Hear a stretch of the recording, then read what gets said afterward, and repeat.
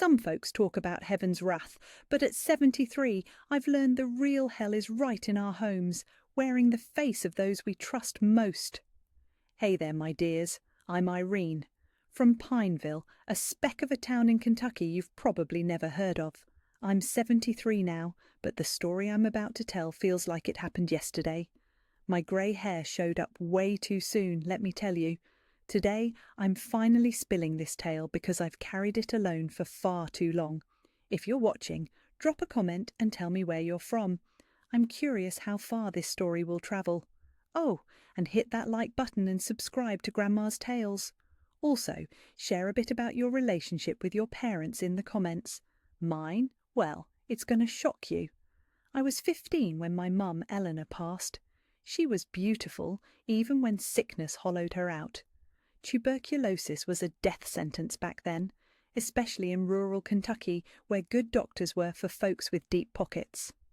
Mum and I were thick as thieves, her kind eyes never dimming even as she faded. My dad, Arthur, worked long hours at the sawmill, a man everyone respected, always sharp in his Sunday suit at church. Our house was simple.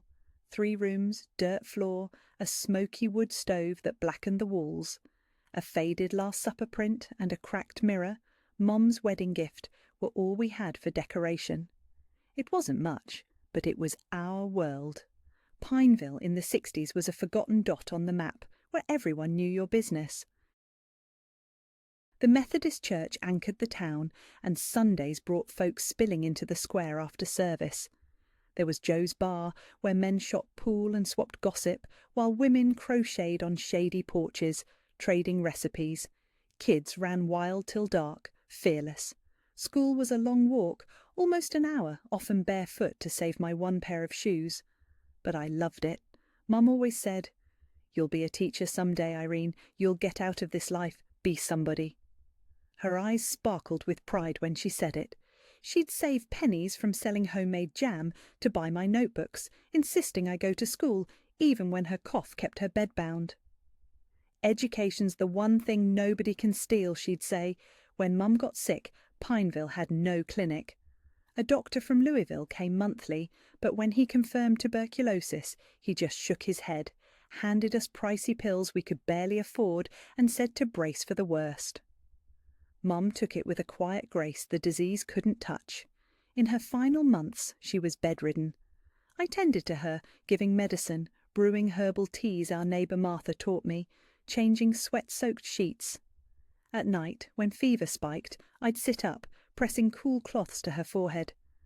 Dad spent more time at the sawmill or Joe's Bar. "Can't bear seeing her like this," he'd mutter, dodging the truth. It was easier to hide than face it. I'll never forget the day Mum died. Rain poured like the sky was grieving with me. We held the wake at home as folks did back then. Neighbours brought coffee and biscuits, murmuring empty comforts. Candles around Mom's plain coffin cast flickering shadows. It was July near the 4th, but Pineville didn't celebrate that year. Mum was loved. A cup of tea for anyone in need. A kind word even when pain racked her. She'd greet visitors from her bed, forcing a smile. I stayed glued to her side, sobbing until Martha gave me sugar water to calm me. "Poor thing, so young and motherless," folks whispered, their pitying looks burning me. Pastor Michael, an old man worn out by death, came late, rushing through a mechanical prayer before hurrying off. We draped the dining table with our best white cloth for the coffin. Neighbours' flower wreaths filled the house with a sweet, suffocating smell that still tightens my chest when I think of it. Then Dad approached me. He hadn't cried, his eyes always cold as river rocks, but that night they had a strange glint. "Come here, Irene," he said, taking my hand, rough with sawdust. "I need to show you something." I didn't want to leave Mum's side, but he insisted. "It's important. Your mum would want this." He led me down the narrow hall to their bedroom, still thick with Mum's scent. Herbal sachets under the pillow, her rosary on the headboard. The room was cramped, just a bed, a wardrobe and a lace curtain Mum had sewn, yellowed by time. The oil lamp cast a ghostly glow. Mr. Arthur, Martha's asking about more coffee, someone called from the living room. Tell her I'm coming, he said, but didn't move. Instead, he shut the door.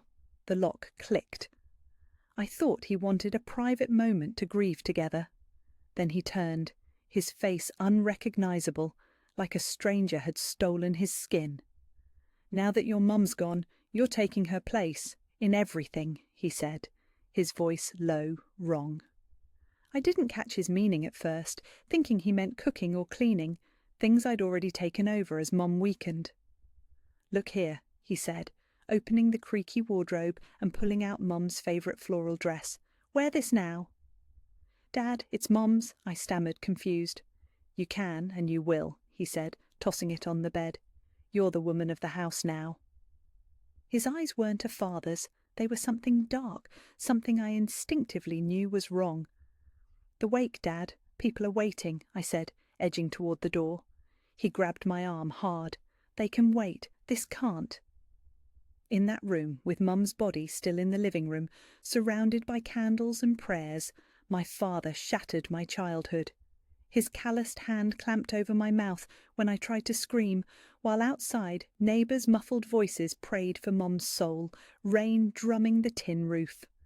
I felt myself float away, like I was watching from above, the only way to survive it. I thought of Mum, her protective hand during storms, her lullabies when I was small, her voice even when coughing stole her breath. When it was over, he fixed his clothes like nothing happened. You're the Eleanor of this house now, he said. This stays between us. Tell anyone and they'll say you're crazy, making it up after your mum's death. He walked out to accept condolences for his beloved wife. I sat shaking on the floor, trying to make sense of a world that kept turning. I washed my face in the corner basin, and in the cracked mirror my eyes weren't mine anymore. Something in me had broken. I went back to Mum's coffin, sitting silently, and made her a promise. Mamma, I don't know how, but I'll get out, and he'll pay. No one noticed anything off about me that night, too caught up in their coffee and chatter about life's unfairness. Only Martha gave me a long, frowning look, like she sensed something awful. Later, I'd learned she was the only one who suspected the darkness in our house. The rain kept falling, a steady drizzle that turned Pineville's dirt roads to mud, trapping the town and me like we'd never escape. The thought of being alone with him again chilled me to the bone, but who'd believe me? Arthur was Pineville's golden boy, hard-working, never missed a Sunday sermon, never stumbled out of Joe's bar drunk. That night I sat by Mum's coffin, whispering prayers, not to God, who'd turned his back, but to her, begging for strength from wherever she was. Dad slept in their room, or at least pretended to. When dawn broke and they carried Mum's coffin to the cemetery, it felt like they were burying part of me too. The rain had stopped, but a storm was brewing inside me. Pineville Cemetery sat on a hill, a simple place with wooden crosses and a few tombstones for those with more cash. Wet red clay stuck to everyone's shoes as they lowered her plain coffin. I didn't cry, my tears had run dry. Instead, something cold and hard took root in my chest, a steel I'd need to survive what was coming. That day was just the start of a hell that would stretch on for years. But that's a tale for another moment, my dears. Stay tuned. Look at me, yammering away. Time slips like sand when you're unloading your heart, doesn't it? If you're still here, drop a "Stay strong, Miss Irene" in the comments so I know I'm not alone. And tell me what you think of my old Pineville story. It's grown now. Can you believe it's got a prison? Back then, it was just a speck on the map. Hit that like button and subscribe to Grandma's Tales. It keeps this old lady going, sharing stories I've kept locked up too long. Opening up is like medicine for the soul, and you, my virtual grandkids, are the best dose I could ask for. After the burial, we went back to that house, forever changed. The air still held the scent of burned candles and neighbours' cheap perfume. A half-empty coffee cup sat forgotten on the table, the silence heavy as an anvil. Arthur barely glanced at me, heading straight for the bedroom to grab his hidden whiskey bottle before slumping into the porch rocking chair. I was relieved. Maybe he'd leave me alone that night. I was dead wrong. It was just the quiet before the hurricane. The next morning, my new nightmare began. I woke to him standing over my pallet. "Get up, Eleanor. Coffee ain't gonna make itself." Confused, I blinked up at him. "Dad, it's Irene." The slap came fast, stinging my cheek. "I know who you are," he snarled, "but you're the woman of this house now, and her name's Eleanor." It wasn't a bad dream or grief-fueled madness. It was real as the red mark on my face. From then on, he called me Eleanor, like I'd stepped into Mum's skin. I tried correcting him at first, but another slap taught me it was easier to let it go. Pineville rolled on like nothing was wrong. The church bell rang at noon and 6, men headed to work, women tended houses, kids played in the streets. But inside our wooden shack, I was a prisoner. Mum's clothes replaced mine, first her apron, then her dresses. He burned my old clothes in the wood stove while I watched, helpless. "You don't need these anymore," he said. "You wear what I say." I cried that night, muffling sobs in my pillow so he wouldn't hear. It wasn't just clothes burning. It was my childhood, my identity, going up in smoke. Her floral dress hung loose on my skinny frame, so he made me stuff cotton in the chest to fill it out like her. He braided my hair like hers, forced me to wear her half-used lipstick, a treasure she'd kept in a tiny box. To the town, he was the grieving dad. "Irene misses her mum, wants to wear her things to feel close," he'd say, when folks raised eyebrows. They bought it. Truth was too ugly to believe. School was ripped away too. "My woman doesn't need learning," he said, snuffing out my last spark of hope. School was my lifeline, my shot at escape. Miss Cecilia, my teacher, came looking for me one Sunday, her owl-like glasses glinting with concern. "Mr. Arthur, why's Irene stopped coming? She's such a bright student." Dad played the doting father, all smiles. "Since Eleanor passed, she's needed at home, learning a woman's duties. Books don't fill bellies, Miss Cecilia." She argued, offered to tutor me after hours, but he shut her down. "I decide what's best for my house." Her eyes met mine, full of pity and frustration, like she wanted to do more but couldn't. That door slamming shut felt like my world locking tight. After she left, he yanked me to the bedroom. "You been talking to anyone? Why'd she come here?" "I swear I didn't say nothing," I stammered. "She just noticed I wasn't in class." He glared but let it go, trusting my reputation as the quiet girl who never caused trouble. Months passed, the town's grief for Mom fading while I stayed trapped in that nightmare. Dad worked mornings at the sawmill, came home for lunch, then left till evening. Those hours alone were my only breather, but I was too scared to run.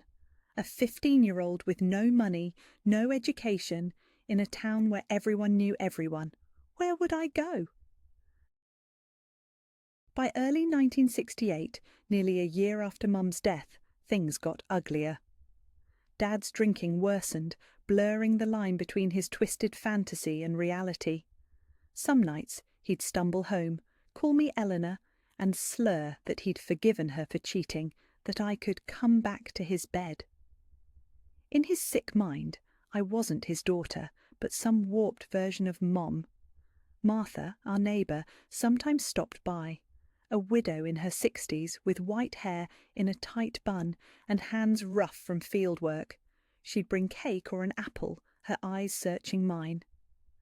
"You okay, Irene?" she'd ask, noticing bruises I tried to hide or the dark circles under my eyes. "Fine, Mrs. Martha, as good as I can be," I'd lie. She'd linger, saying, "My door's always open if you need anything." I ached to tell her, to beg for help, but fear stopped me. Fear no one would believe me. Fear of what he'd do if I spoke.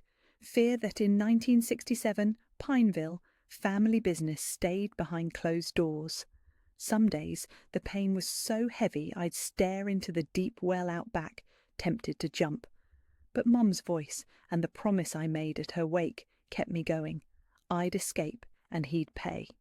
To survive, I built a world in my mind, a place where I was free, studying, safe. In the worst moments, I'd retreat there, leaving my body to endure. Nearly a year after Mum's death, everything shifted.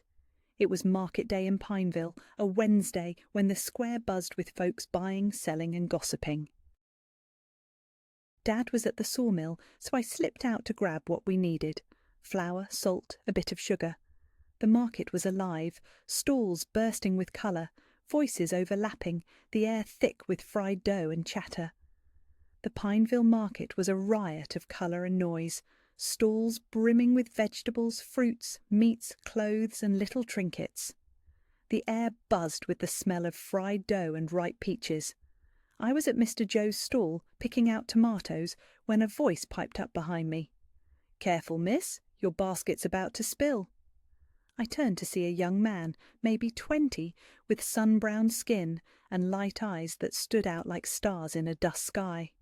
He steadied my basket before it tipped. "Thank you," I mumbled, cheeks burning. "You're welcome," he said with a grin. "You from around here? Don't think I've seen you before." I admitted I was from Pineville, but didn't get out much, keeping the Y locked tight. "I'm Ben, from Louisville, here for the new church construction. I'll be around a few months." It was the first normal chat I'd had in nearly a year, the first time someone saw me. Irene, not Arthur's grieving daughter, or Eleanor's stand-in. We talked a bit, and he helped carry my goods to the corner. I didn't let him walk me home. Someone might see and tell Dad, and I'd pay for it. "Can I see you again?" he asked. I wanted to say yes, to feel like a regular 16-year-old talking to a cute boy, but fear choked me. "I don't know, it's complicated." He didn't push, just smiled. "I'll be around if you change your mind." For a few hours my heart felt lighter, like a bird let out of its cage, but reality was waiting at home. Dad was back early, sitting on the porch, face red with rage, a half-empty whiskey bottle beside him. "Where were you?" he growled, voice thick with menace. "The market, Dad, getting supplies," I said, holding up the basket. He lurched to his feet, unsteady from the drink. "Who said you could go? Who was that man?" My stomach dropped. Someone in Pineville's gossip mill had seen me with Ben. "It was nothing," I stammered. "He just helped with the basket. I don't even know him." That lit a match to his fury. He charged, knocking the basket over, potatoes and tomatoes rolling in the dirt. "Just like your mother sneaking around cheating," he roared, eyes wild, spit flying. I'd never seen him so unhinged. I tried to run, but he grabbed my hair, dragging me inside as I screamed. No one came, nobody ever did. That night I thought I'd die. He beat me with his belt until pain blurred into numbness, then locked me in the back room where we kept firewood and tools. 2 days, no food, no water, just darkness and the sound of him stumbling around, drunk, smashing things. I passed out at some point. When I came to, I was on my pallet, wounds cleaned, a glass of water nearby. It wasn't a dream. The ache in my body screamed that. Martha, our neighbour, had saved me. She'd heard my cries, seen Dad drag me inside. When he left for work, she climbed through the back window and got me out. "This can't go on, child," she said, dabbing my swollen face with a damp cloth. "You've got to get out." For the first time I told her everything, from the night of Mum's wake to that moment. The words poured out like a river breaking a dam. Martha cried with me, hugging me like Mum used to. "I'll help you escape," she promised. "I don't know how yet, but give me time to figure it out." Hope flickered, faint but real. Someone knew, someone believed me, someone cared. Little did I know that plan was just the start of a wilder story. But that's for the next chapter, my dears. Look at me, getting carried away again. If you're still here, drop a "Stay strong, Miss Irene" in the comments. I need to know I'm not talking to the wind. Tell me what you think of my Pineville tale. That town's changed, got a prison now, can you believe it? Back then, it was a forgotten speck. Like and subscribe to Grandma's Tales. It keeps this old heart ticking, sharing stories I've buried too long. You're my medicine, my virtual grandkids. After that day, things shifted, slow as molasses. Not like in movies where everything's fixed in a flash. It was painful, grinding progress. Martha came by more, always with an excuse, a pie, a cup of sugar, checking on us. Dad was wary, his eyes tracking me like a hawk, but he couldn't act up with her there. She was a councilman's widow, respected, and even he had to keep up appearances. She taught me a signal, hang a white sheet on the back clothesline if I needed her fast. Her house had a clear view. I never used it, but knowing I could was a lifeline. One morning she brought a basket of herbs, telling Dad they were for my falls to explain the bruises. He grunted and went to smoke on the porch. Alone, she slipped me a small Virgin Mary picture, folded with 2 words inside, "Have faith." I hid it like gold, sneaking peeks at night when Dad slept. Those words were my anchor. Ben, the market boy, crept into my thoughts. I didn't dare speak to him again after that beating, staying clear of windows when Dad was home. But when he was at work, I'd peek through the curtains, dreaming of a life where I could chat with a boy without fear, go to school, be free. One day I saw Ben pass our street talking with another man, hauling wood for the church. My heart raced, but I stayed hidden, watching till he was gone. That night I dreamed of us by the Pineville River, laughing, me in a blue dress, not Mom's, with flowers in my hair. I was free. The dream shattered when Dad came home drunk, a rare night out at Joe's bar, reeking of whiskey and smoke. I lay still, faking sleep, praying he'd leave me be. For once he did, stumbling to bed, snoring. I exhaled and slipped back to dreaming of Ben. Late March 1968 brought Lent, a big deal in Pineville. The town buzzed, prepping for Easter. Women scrubbing the church, men building the crucifixion platform, kids practicing for the procession. Visitors came from nearby towns, a rare influx. Dad, obsessed with looking good, let me go to church during Lent, the only time I could leave without him. "Can't keep a soul from God's house," Pastor Michael would say, and even Dad didn't argue. One Wednesday, walking back from church, I saw Ben on a square bench alone. He waved, smiling. I glanced around. No one I knew. Maybe I could talk for a second. "Hey," he said as I got close. "Thought I'd never see you again." "Can't stay," I said, nervous. "If my dad knows I talked to you." He frowned. "What did he do last time? Town saying you vanished for days." I looked down, ashamed. "I was sick," I lied. He didn't buy it, I could tell. "Look, I don't know what's going on at home, but if you need help, I'm here." I wanted to spill it all, but fear won. "I gotta go," I said. He nodded. "I'll be at church Sunday if you can make it." That Sunday I found the courage to go, but Dad came too, his eyes never leaving me. Dad never let me go anywhere alone, not even on a regular Sunday, but church during Lent was different, and I clung to the hope of seeing Ben, even from a distance. The church was packed, women in lace veils, men clutching hats, everyone in their Sunday best.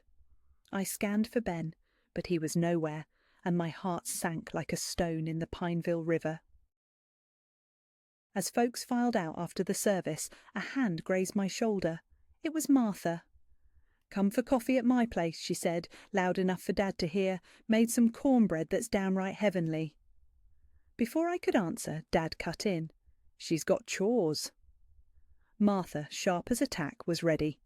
"It'll be quick, Mr. Arthur. I'll walk her home myself. Sunday's for rest, right?" Dad hesitated. Crossing Martha in front of the church crowd would look bad, and he was worn from the sawmill, probably itching for his whiskey. "Fine, but don't dawdle," he said, his eyes promising trouble if I didn't obey. At Martha's I saw why she pushed so hard. Ben was there, sipping coffee at her kitchen table. "You two know each other, right?" she said, shutting the door. "We've got little time, so let's cut to the chase." For an hour we talked. Martha laid out everything happening in our house, and I nodded, too ashamed to speak. Ben listened, his face hardening with every word. "We've got to get you out," he said when she finished. "No one should live like that, especially not a girl your age." "But how?" I whispered, voice barely there. "I've got no one, no money." Martha had a plan. Her sister, Teresa, in Louisville, could take me in until I got on my feet. The trick was leaving Pineville without Dad catching on and coming after me. "I've got an idea," Ben said after a pause. "It'll take patience, though. Too risky to move now." His plan was clever. He'd hire me to wash clothes for the church construction crew, with Dad's okay. Over time, Dad would get used to Ben dropping by to deliver and pick up laundry. Meanwhile, we'd save money and plot my escape. "What do you think?" Ben asked. I wavered. If Dad found out, I'd pay in blood. But what was the alternative? Stay until his rage killed me or I lost my mind. "Let's do it," I said, heart pounding like a drum. I went home with fear in my gut, but something else too. Hope, faint but alive, like a candle in a storm. Next day, Ben knocked on our door, all business. "Morning, Mr. Arthur. I'm Ben from the church construction. We need someone to wash the workers' clothes, and Mrs. Martha said your daughter might be interested." Dad eyed him, then me, wheels turning. He didn't like another man near me, but the extra cash was tempting, and Martha's endorsement carried weight. "How much?" he asked. Ben named a fair price, not too high to raise suspicion. "Fine, she can do it," Dad said. "But you bring and pick up when I'm here, got it?" "Yes, sir," Ben replied, straight-faced. "Can I bring the first batch tomorrow?" And so our ruse began. Twice a week, Ben dropped off dirty clothes and picked up clean ones. Dad hovered at first, but as weeks passed he eased up, sometimes busy when Ben came. In those stolen moments we'd exchange a few words, a glance, a smile. Small, but to me they were lifelines, proof a kinder world existed beyond those walls. The washing money went to Dad, but Ben slipped extra coins into the laundry bundles, which Martha stashed for me, our escape fund. June rolled in, and with it Pineville's 4th of July festivities, a big deal in small-town Kentucky. Bonfires, square dancing, moonshine, and homemade sweets drew everyone out. To my shock, Dad said we'd go. I smelled a rat. He never let me out. Then I saw it. Another act to play the devoted dad, taking his grieving daughter for some fun. At home, he made me wear Mum's dress, the only decent one he allowed. When I stepped into the living room, his eyes gleamed, chilling me. "You look just like her," he said, voice thick with whiskey or something darker. The square was alive, bonfires crackling, the air heavy with roasted corn, sweet potatoes and moonshine. Kids ran wild, adults laughed, couples slipped into shadows. Dad joined his sawmill buddies by a moonshine barrel, ordering me to a bench where he could watch. I obeyed, knowing better than to test him in public. Then I spotted Ben across the square. He saw me but didn't approach, smart enough to keep his distance. Instead, he whispered to Martha, who was chatting with other women. Soon she came over. "Let's get some moonshine to warm up, girl," she said. I glanced at Dad, deep in drink and talk. He nodded, distracted. At the moonshine stand, Ben waited in the shadows. "It's set," he said. "The Louisville bus leaves Tuesday 4 a.m. I'll get you at 3 when your dad's out cold." My heart raced. What if he wakes up? What if someone sees? "He won't," Martha said. "I'll slip a sleeping pill in his coffee Monday night. It's strong. He'll sleep through." "A friend'll drive us to the main road," Ben added. "It'll be okay." I sat back on the bench, trembling but hiding it. 3 days to freedom. It felt like a dream, too big to be real. The celebration dragged on, and Dad, drunk, stumbled home and collapsed into bed, snoring. I lay awake, mind spinning with what could go right or wrong. The next 2 days crawled by, each of Dad's glances making me wonder if he knew. But he acted normal, for him. Monday evening, Martha brought cornbread, winking as she handed it over. The sleeping pill was in it. I served Dad a big slice with sweet coffee, as she'd instructed. He ate, unsuspecting, and an hour later was out like a light. I called his name, nudged him. No response. It worked. Heart-hammering, I packed my few things in a burlap sack. A change of clothes, a broken comb, Mom's Virgin Mary medal, and the escape fund sewn into my skirt's hem. It was all I owned. I hid the sack under my pallet, Dad's silence unnerving me. Was he really asleep, or was this the calm before another storm? Martha had stopped by earlier with her usual cornbread, but Dad had been quiet, too quiet. At the time, I chalked it up to a long day at the sawmill. Now I know it was something else. I sat on my pallet, staring at the wall clock's tick-tock, each second a step toward freedom or disaster. Tuesday, 3 a.m, couldn't come fast enough. Martha had baked the cornbread with a special twist, a strong sleeping pill from the town pharmacist. "Serve him a big slice after dinner with sweet coffee to mask the taste," she whispered. I cooked as usual, grits, sausage, collard greens, beans, heart pounding as I set the table. Dad ate in silence, eyeing me oddly, swigging whiskey straight from the bottle. "You're quiet, Eleanor," he said suddenly, his voice slicing through me. That name, my mum's, still sent chills down my spine. "Just tired, Dad," I mumbled, avoiding his gaze. "Tired of what? Washing clothes for your little boyfriend?" My blood turned to ice. I stirred the pot, pretending I hadn't heard. "What boyfriend, Dad? I don't know what you mean." He slammed the table, plates rattling. "Don't play dumb. You think I'm blind. This town's got eyes and ears." I froze, spoon in hand, sure he'd unravelled our plan. My hope, built over months, teetered like a house of cards. Then, something unexpected. He stood, swayed from the whiskey, grabbed more, and slumped back down. "Tomorrow we'll settle this. I'll show that boy who runs this house."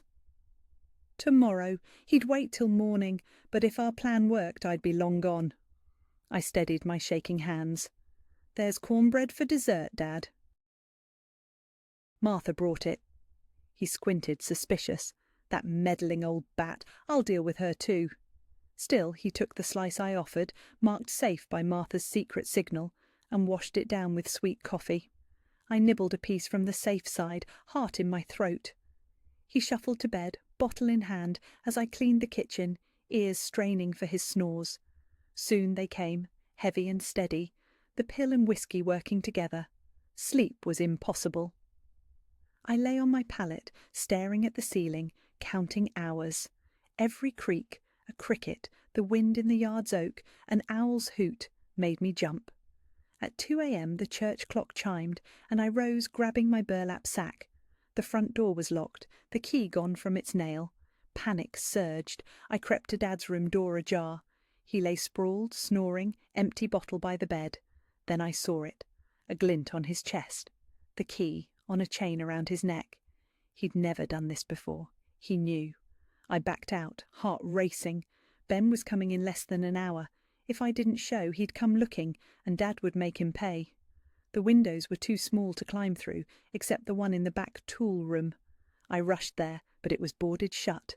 Dad had thought of everything. I sank to the floor, tears spilling. I was trapped, my dreams of freedom crumbling.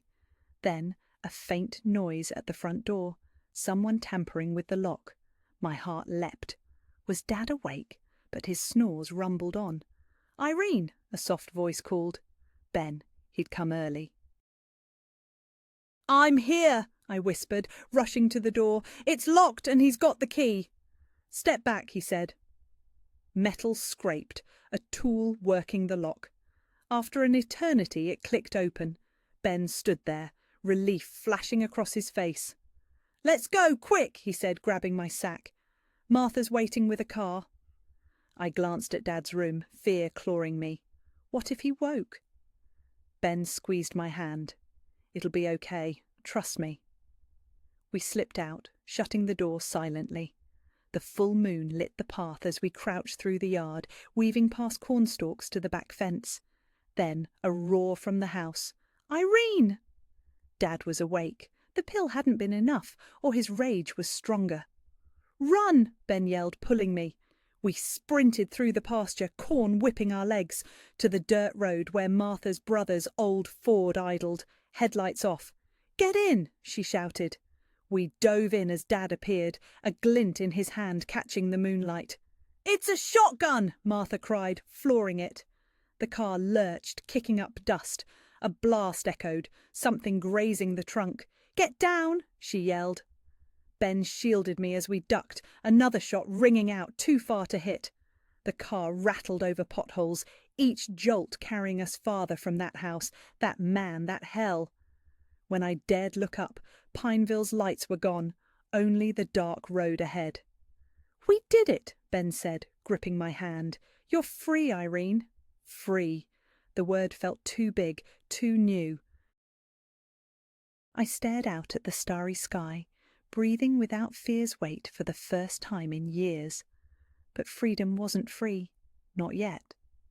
Martha drove hours to a bigger town where I'd catch the Louisville bus. The plan, I'd stay with her sister, Teresa, while Ben finished his church job in Pineville, if it was safe to return, and join me later. At the bus station, on a hard bench, Martha looked at me with those wise eyes. "Life's like a river, girl, sometimes smooth, sometimes wild, but always moving forward. What happened back there can't come back. Like water doesn't flow upstream. You're the river now, finding new paths." I nodded, her words sinking in. I was done being that scared girl, stuck in the mud of Pineville. The bus rolled in at 4 a.m. I hugged Martha tight, this woman who'd risked everything for me, a near stranger. "I'll never forget you," I whispered. Ben walked me to the bus door. Words felt too small for the fear, hope, and maybe love between us. He pressed a brass locket into my hand. "So you remember not all men are like him," he said. Inside was a tiny clipping with a St. Benedict prayer, protector against evil. "I'll find you in Louisville when it's safe," he said, brushing a quick kiss on my cheek. I boarded, heart swirling, joy at freedom, dread of the unknown, longing for Ben, and a nagging sense my past wasn't done with me. As the bus pulled away, I watched Martha and Ben shrink on the platform, the two who'd saved my life. Little did I know how right my instincts were. I vowed to repay Martha and Ben's kindness someday, somehow. The bus rumbled down that dark road, carrying me to a future I could finally shape. For the first time in years I had choices, and that, my dears, was a victory bigger than I could have dreamed. But fate's a tricky thing, always tossing in a twist. My story with my father wasn't over, and our final showdown years later would be more shattering than I could have imagined. That's for the next chapter, where I'll share how I broke free from the ashes of my past and became the woman I am today. I stepped off the bus in Louisville on a chilly July morning in 1969, feeling like a minnow in a sea of strangers at the bustling station. Me, a small-town girl who'd barely left Pineville, was overwhelmed by the crowd's rush. Teresa, Martha's sister, waited as promised. A younger woman with dyed black hair and a smile that wrapped me like a warm quilt. "Welcome, child. You're safe here," she said, hugging me like family. Her downtown apartment was modest, but to me it was a castle, running water, electricity, a gas stove, luxuries Pineville's rich folks might have envied. Those first days I barely left my room, spooked by the city's noise. Honking cars, wailing sirens, endless footsteps. Fear clung to me, whispering that Dad would find me. Teresa was patient, giving me space but nudging me forward. "Let's visit the corner bakery," she'd say one day, then the market, then a shop farther out. Bit by bit I learned the neighbourhood, the city, life itself.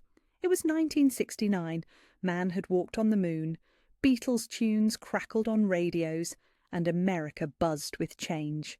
For me, Coming from a town stuck in time, Louisville was another planet. 2 weeks in, Teresa sat me down. "Irene, you can't hide forever. You need a life, documents, education, work." She was right. I couldn't let fear chain me. First my birth certificate left behind in Pineville.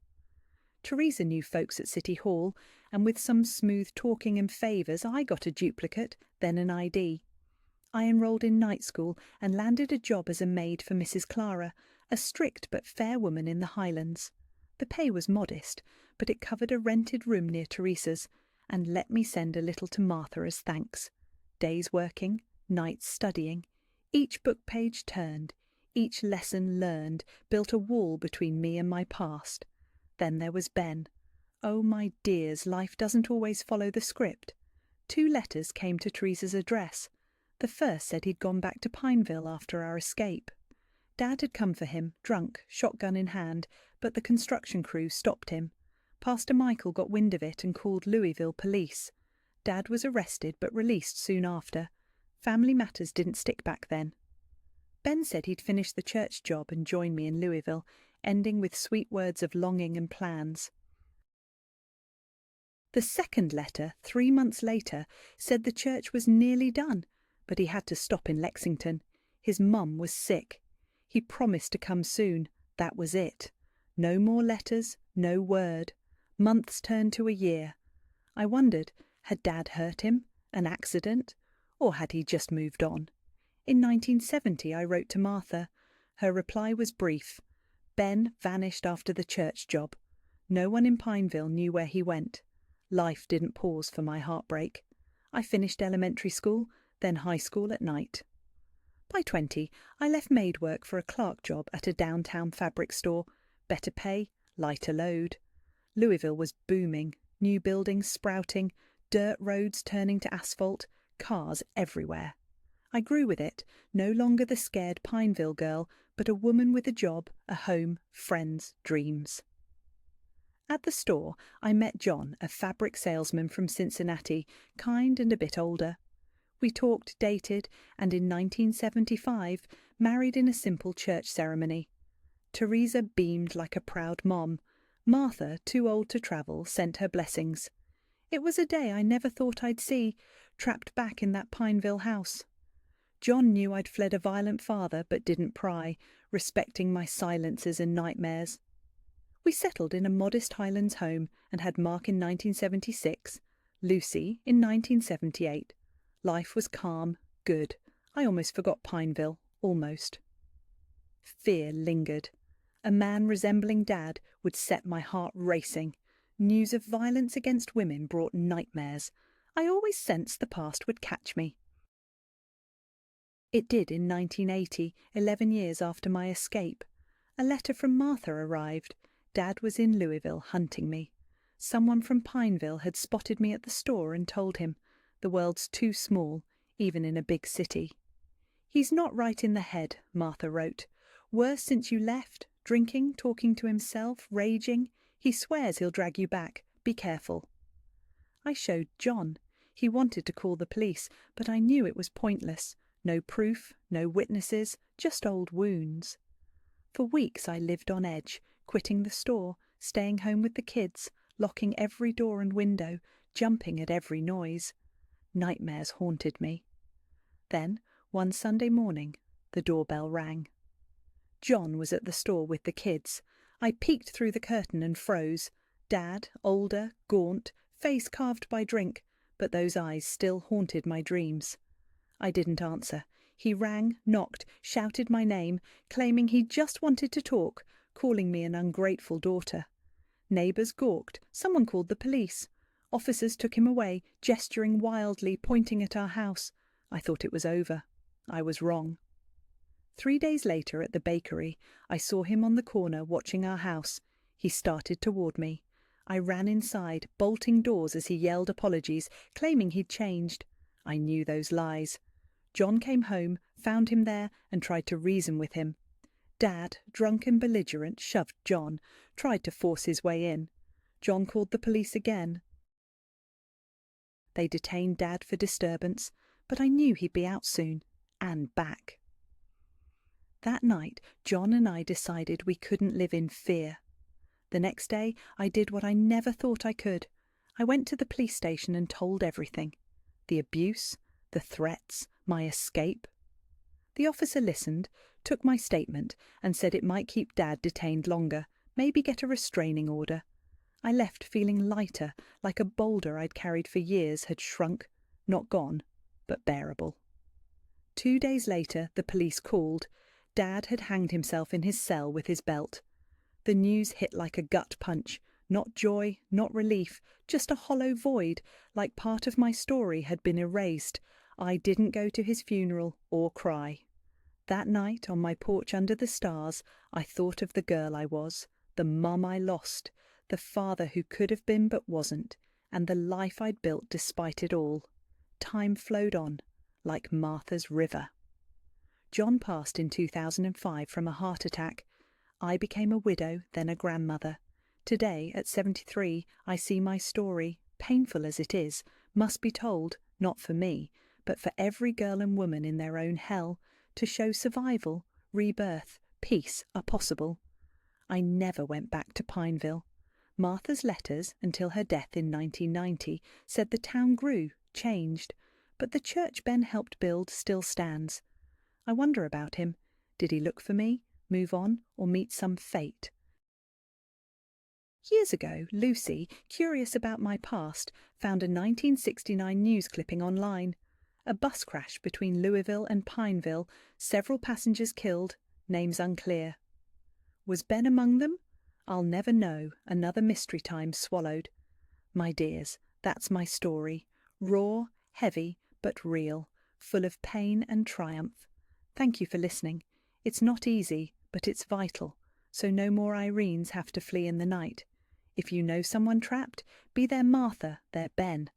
A small gesture can save a life. If this touched you, hit that like button and subscribe to Grandma's Tales. It helps this old gal's voice reach others who need to know they're not alone. From Grandma Irene, with all my heart, may you find the strength to flow forward like a river, never looking back. God bless your paths.